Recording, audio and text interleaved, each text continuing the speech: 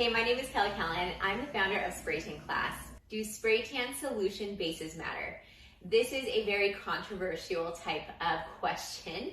And from my experience and what I know as somebody who does create solutions with different chemists, the base of any type of solution doesn't matter beyond a couple of days. So let me explain.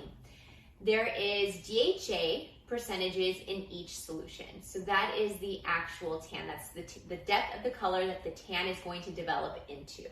Then you have something called a base. The base color can range from, it could be a neutral color that is brown, it could be a green-based solution, it could be a violet-based solution, it could be a red-based solution.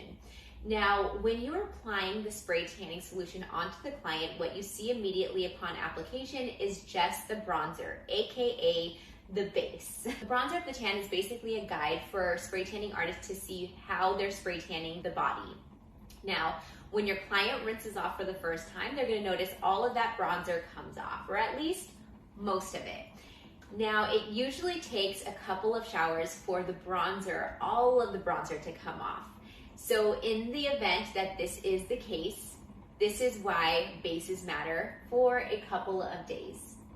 Because until that bronzer is completely rinsed off, bronzer of the tan is going to have an effect on what the look is of the skin for the first couple of days until that bronzer is completely washed off.